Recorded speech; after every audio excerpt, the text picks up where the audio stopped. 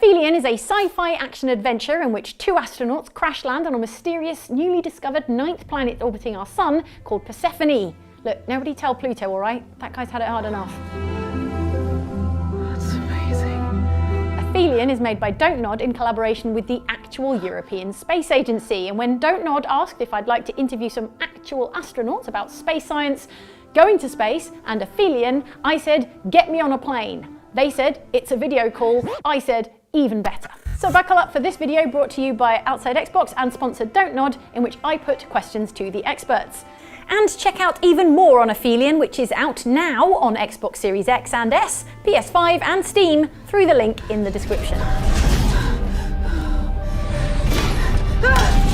Before we get into it, can I ask you to please introduce yourself, give us your full name and your role and a highlight or the highlight of your career so far?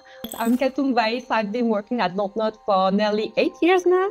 I'm a video game producer, so basically I'm a project manager. I'd say there are two high points in my career. The first peak would be when I was working on Life is Strange 2. I was in charge of the motion capture, animation, cutscenes, and all that wonderful stuff in video game production. And my second peak, I would say, is just right now, because that's not every day you can get to talk with astronauts about a video game you're making in space. Hi, I'm Rosemary Coogan. I'm an astronaut for the European Space Agency. Overall, the day we graduated from our basic training might be one of the highlights so far. It was really a moment where the whole community at the European Astronaut Centre came together with our colleagues, with our families to mark this occasion of our graduation, as it were, into astronaut life. Hello, I'm Pablo Alvarez, an astronaut from Spain. We haven't been in space yet, so the objective is to go there before 2030. I think I will select the parabolic flight when we got to experience microgravity for the first time. You are basically like a baby learning how to crawl. The first time you move, you're super clumsy. You start tumbling around, hitting everything, but slowly you get used to it. That is so incredibly cool. And speaking of training, we're going to start with training as the theme. So in Aphelion, things have gone sideways for a pair of astronauts. They've crash landed on a really remote, frozen planet. As astronauts, you've both gone through ESA's training, including survival training. What kind of survival training have you done? Can you speak to that training? What's it like and how might it prepare you for a frozen planet? So we certainly have done survival training, both water survival training, so open water, and also winter survival training. And the idea of this, because people often say to us, why have you been doing survival training? You know, that's on the ground, you're training to go to space. But it's really all about the re-entry, amongst a few other things. But when you come back to Earth, of course, there are these great plans and trajectories, and all of these different possibilities are selected, but ultimately you never know exactly where you are going to land.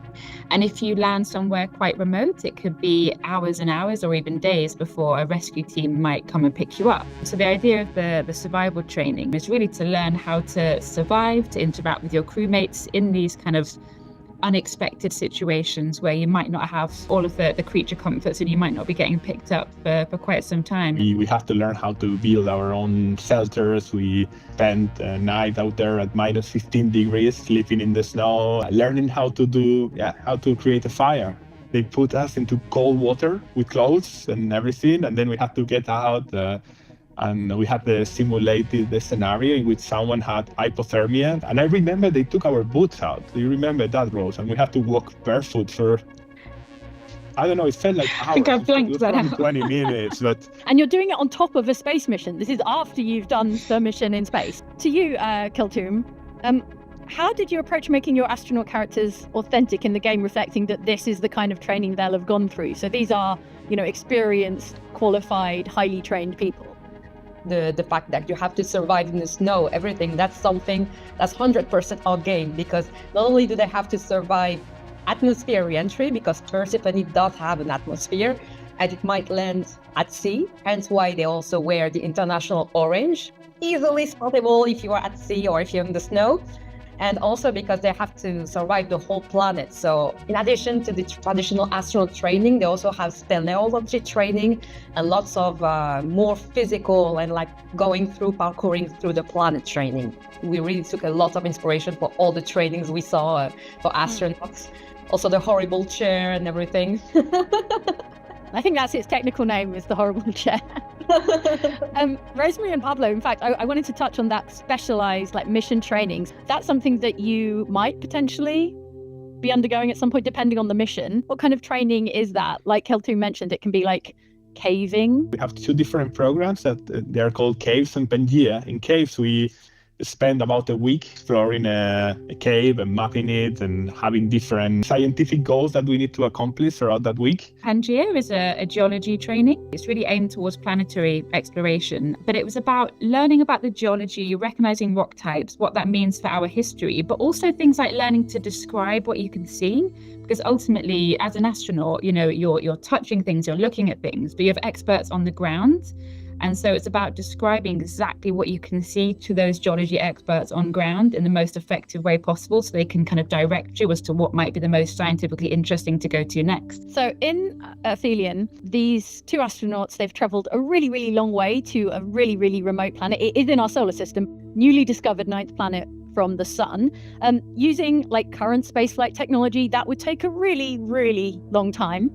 If that were you going on that kind of a journey, how would you cope with the sort of mental toll and the physical toll of that sort of confinement and isolation? Our current knowledge and technology and what we know about countermeasures to minimize the adaptation process that our body has to microgravity, it's actually impossible to do.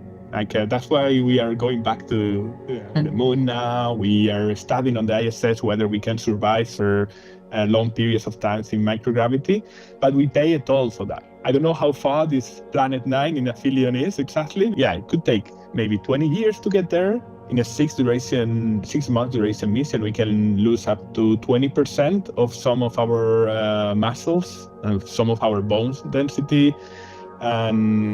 And that's doing 2 hours of exercise every day. So we need to learn how to compensate for those things. And that's one of the reasons why we have the ISS and why we are doing this. So to find these countermeasures to survive longer and go farther into our solar system. And Rosemary, how about the mental toll? I know there have been experiments done on Earth to see how people might react to, 500 days going to Mars and back. Can you speak to the sort of mental toll of those kind of long journeys? It's slightly perhaps underestimated. I mean, we talk about the physical side, which is incredibly important and very measurable. And they do have a lot of teams working on kind of small exercise devices, things we need for our kind of physical health. But I think that the mental toll would be huge, actually. And I think it's one of the biggest challenges. Obviously, there's a lot of technological challenges as well for going so far. But I think keeping crew safe psychologically as well and happy and effective on a mission, if a crew's psychological state starts to break down, that can have real profound impacts on actually operation safety, for example. And I think, with the time delays to speak to family, which isn't something we really suffer with on the ISS, that becomes greater and greater. We've been thinking a lot about that when developing the game, because obviously we were like, yeah, but it's not possible because this might not, for such a long journey, well, with the muscular atrophy and everything.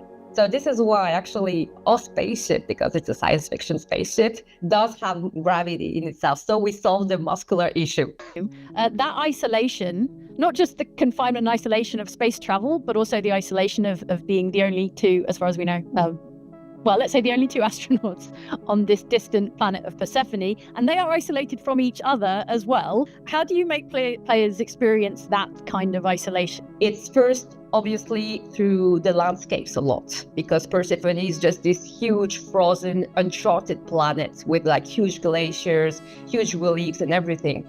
And you're alone. Especially our art director took a lot of inspiration in paintings from the 19th century. And it's like painters like Friedrich or like Billard, when they have these huge visions of travelers in the Arctic Circle, in the Spitzberg, etc. And this tiny spot, which is the human. And this is what we try to depict in the game, like this feeling of huge landscapes, of huge whiteness everywhere, and this small spot of international orange, that's you, the small human on the planet. And also music. We paid a lot of attention to music, and we actually recorded part of the music in like the biggest organ in Europe. You have this huge resonance throughout the planet of the whole music, but you're still alone, this tiny spot of orange in the snow. Question to Pablo and to Rosemary. Do you enjoy seeing space exploration and space science depicted in popular media, in science fiction, like in games and movies, for example? Is there a particular kind of inaccuracy that either bugs you or that you find funny? To be honest, the answer is no. I love that science fiction it explores so many things that we cannot yet do. I love it. I love just exploring a brand new world where the muscular problem has been solved, or, whatever it is. I just enjoy diving into it. I don't get too hung up on those sorts of things in science fiction, to be honest. I just enjoy it. Avid reader and consumer of books, movies, and sci-fi. And I think it's important to maybe lead the way also, right? Like let our imagination fly, and then technology and science will come a bit later. Astronauts are so present in sci-fi, right? And there's so many things that are, of course, licenses that the artist takes. And then sometimes our real job is a little bit misunderstood, right? What's the job of an astronaut? This is to be the eyes and the hands of scientists. What we do on ISS is experiments. So we are all day doing maintenance and experiments, and in 6 months we can do up to 250 different experiments. Yeah, probably our daily life is not as exciting as our life in science fiction, where we are always, having these crazy adventures, discovering new worlds, and trying to fix unfixable stuff and surviving. Keltoum, what was really important for you developing the game? What did you really want to get right about space and the experience of being out there? We really wanted to get our astronauts right, first of all, because at Dontnod we really specialize in telling stories, authentic stories about people that you can relate to. So we really wanted to get our astronauts right. That is to say, their specialties. For instance, Ariane is more a scientist. She's an astrobiologist. You have Thomas, who used to be in the Air Force, so he's more of a pilot, but he's been trained also, as Rosemary said, in proper scientific observation, because obviously they are scanning a new world. So everything about our astronauts, also just the mere fact that Ariane is in her 40s and is black, that's also the diversity of our astronauts nowadays, and we really wanted to get this right. And then we also wanted to pay extra attention to technology, and it did create lots of debates throughout all the game's writing, because obviously you're like, it's not accurate, yeah, but it might be in like the game, because it's like a near future, so it's like 60 years ahead of us, so maybe it will be, but now. Where did the idea for Aphelion come from? What made you want to tell this particular story that's in contrast to all the stories you've told before? After Tell Me Why, we wanted to really explore another kind of narrative, like how can we tell story differently than Life is Strange, that Tell Me Why, and all the games that we kind of been doing before. And we really wanted to focus more on gameplay, on adventure, on having the players really exploring a nice place. And also, we are a huge fan of science fiction at Dontnod. Like, a fun fact is that Dontnod is actually compounded by science fiction writers. So, like, going back to science fiction was really something we wanted to do. They pitched a story with 2 characters trying to find themselves. One is hurt, you have to survive and find the other. And you're on a stranded planet, uncharted planet, and Planet 9 is just a wonderful landscape. So like you say, Aphelion is set in the not too distant future, like a handful of decades into the future. We haven't yet accomplished a human mission to Mars, which is obviously a much closer planet. In your view, Rosemary and Pablo, what are the prospects of landing a human on Mars, and when, and how important, let's say, robotics is going to be in that kind of project versus like human missions? I think robotics really helps to set the scene for what where should we land, where would be the safest place, where would be the most scientifically interesting place, doing kind of a recce mission, as it were. But I think, as we talked about a little bit with the geology training, there are some things that really just the human eye can better identify, describe. So I think the balance of those two is going to be really important. And I think the more we can explore out into our solar system, the more we're going to learn about ourselves. It's amazing that we're going back to the moon. We're going to learn so much. The moon used to be part of the Earth. It's really who we are. But I think beyond that, it's gonna be exponential, and I can't wait to see that happen. In 2028, ESA is sending ExoMars Rosalind Franklin rover to Mars. And as you said, this trip needs to be a return trip. The best place we'll find in Mars for human life will be way worse than the worst place we have on Earth. Any humans that go there to stay, I think they will be very miserable. It's a very rough environment. We'll need to have constant resupply missions because you cannot be autonomous there, and you'll always be missing home. If astronomers were to detect a Planet 9, as is hypothesized, would you go there? If you were given the opportunity, and I suspect the answer is it really depends, is this a mission that you would volunteer for? I've always said it, even in the selection process when they asked me, like, would you go in a one-way trip to Mars? And the answer was no. Hell no. I want to be back. It depends. If it's a two-way mission, if we found a way of making it survivable and it doesn't take more than, let's say, 5 or 6 years to go there and come back, I mean, why not? Let's do it. I think I would lean towards yes. Obviously, there's a lot of important things to be solved before we can realistically go on a mission like that. But I think the curiosity in me would just the temptation to have the opportunity to get so close or even land on another planet would just, yes, I would be doing everything I could to make that a possibility. Were you really asked during selection if you would be willing to go on a one-way mission to Mars? Is that part of the selection process, part of the screening? I remember being asked if I would go to Mars. I didn't remember it being the one way. They obviously, I said yes. So I don't remember if I signed up for a one-way or a two-way mission. I wanted to talk about looking for biological life forms on other planets, like Mars, or in this case, in Aphelion on Persephone.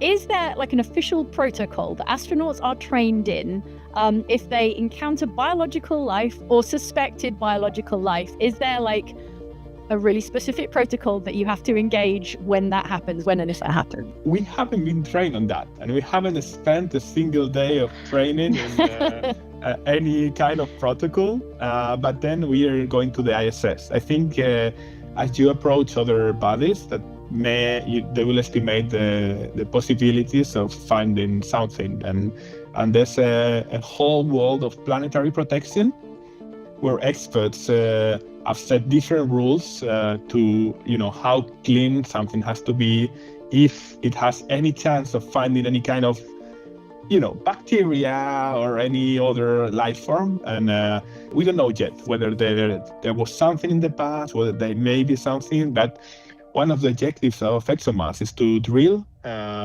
2 meters deep into the surface, get some samples and analyze them to try to find any biomarkers or any kind of traces of a past life.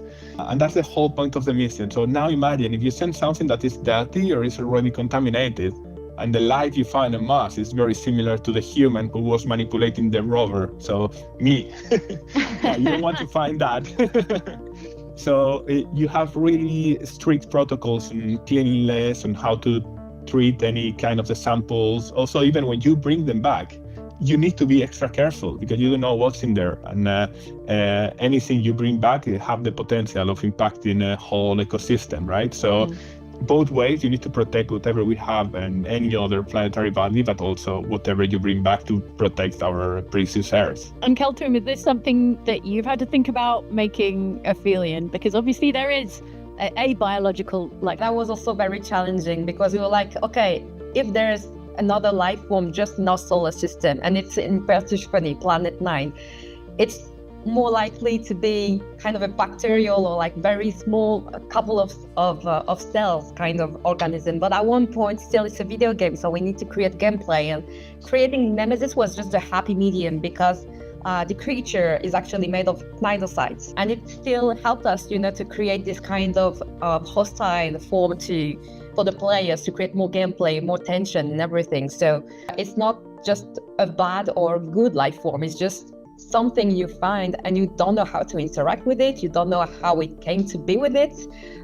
Orion especially is like thrilled to discover something like that as an astrobiologist, but there are lots of unanswered questions regarding that, and it was quite complex to find the perfect life form to match both the gameplay, both the narration, and both the universe we were trying to set. From the small scale to the really big scale, has being part of space exploration, which is such a global, like collaborative, like shared project, shared effort, has it made you think differently about what connects us as people? Well, definitely. I mean, we are right now working, training at NASA, and we are part of a huge international community of people from every corner of the world. But just working at the European Space Agency, where I think the foundation of our success is also built in international collaboration, right? We are 23 different states, and we all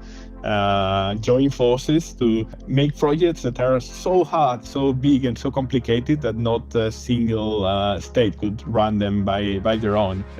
I think we are doing a pretty good job with the International Space Station, where we are coming out of our planet and we are doing it all together. I'm really hoping for the future to keep being like that, to basically have a future space exploration, which is about I would say about laying bridges rather than just planting flags. So the amount of people, when you do kind of open days or talks or so, that just come up to you and say, I am fascinated by space, I am wishing you so much luck on your journey, it's incredible. And just getting those kind of warm wishes from people who are just kind of passionate about the same things you are, who don't necessarily work in the field at all. Just, I think it's incredible to see how far space reaches, and it's something that I've really, really noticed. Yeah, I mean, we're certainly seeing that right now. And in fact, we always see that. I think it's constantly inspiring. Don't Nod, as a studio, is known for building stories around human emotions and relationship. What's been your approach to writing that kind of Don't Nod story for this kind of setting? It was a difficult approach to find, because obviously, since we only have 2 characters, you can't do lots of branching, lots of side quests or side stories with other characters and everything. So this is why we headed for something much more cinematographic for this game. So much more linear, with the story that's already kind of set, even though the player does have an agency throughout the game by conquering the planet and everything.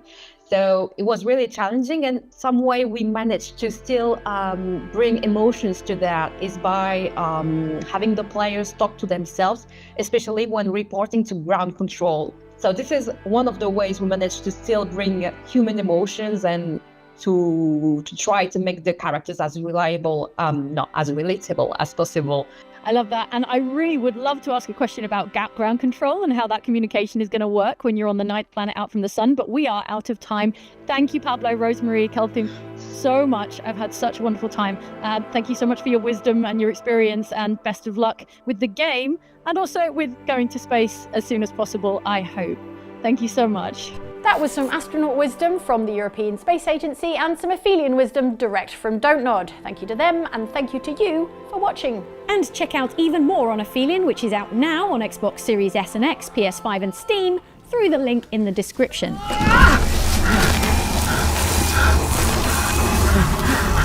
Ah!